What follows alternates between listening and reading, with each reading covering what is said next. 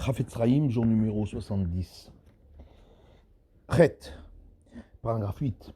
Veda et sache de Maché Shomrim, ce que certains disent des moutards, les sapeurs, le Shonara, al-Balé, al-Machloket, qu'on a le droit de dire de la médisance sur les gens qui fomentent des disputes.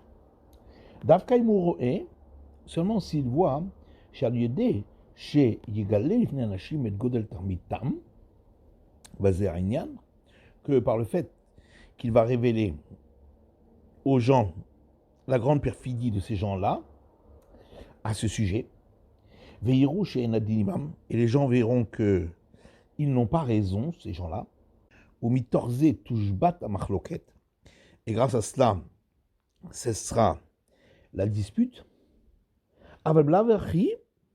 Mais sinon, il n'y a aucune différence à ce sujet.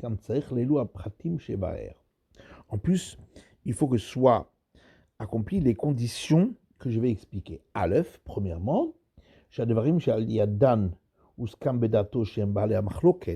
que les points au travers desquels il a conclu que ce sont des gens qui fomentent des disputes, qu'il les a connus de par lui-même. Il ne pourra pas se fier à ce qu'il aura entendu d'autres personnes. Et sauf si il a clarifié et il est sûr que c'est véridique. Bête, deuxièmement, il faut qu'il ait l'intention de le faire pour le bienfait dont on a parlé, et pas à cause de la haine qu'il aurait. Gimel, troisièmement, s'il a une possibilité de faire cesser la dispute d'une autre manière, et il n'aura pas besoin pour cela de parler sur eux. Par exemple, en les reprimandant, c'est basé, ou quelque chose de semblable. Il n'a pas le droit dans ce cas de dire de la médisance sur eux, sauf si il craint de les réprimander, car lorsque les gens qui ont fomenté la dispute sauront cela, qui n'est pas d'accord avec eux, ils empêcheront d'atteindre son objectif. Et alors il n'aura plus d'idée comment pouvoir arranger cela. Par contre, dans un cas pareil, il faut une très grande réflexion. Et il ne doit pas s'empresser de décider de par lui-même de considérer comme fomenteur de disputes seulement un côté. Rak, Sheit Bonen et Tev al Pi Torah, seulement il faut qu'il réfléchisse bien. Selon la Torah, Mihem Baalei Machloket, qui sont ceux qui fomentent la dispute. Et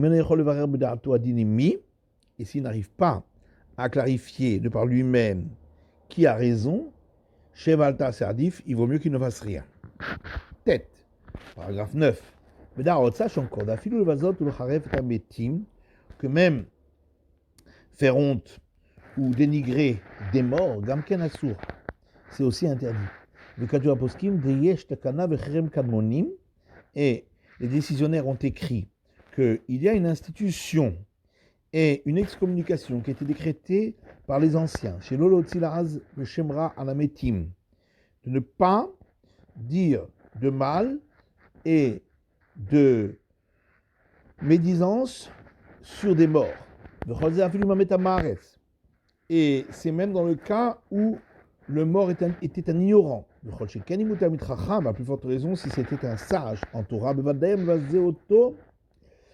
c'est sûr que celui qui le dénigre, avon pelilihu, c'est une très grave faute, et il est passible de l'excommunication pour cela. Comme cela a été tranché dans le Shulchan Aruch, le Siman Resh Mem Gimel Siv Zayin, au chapitre 243, paragraphe 7, et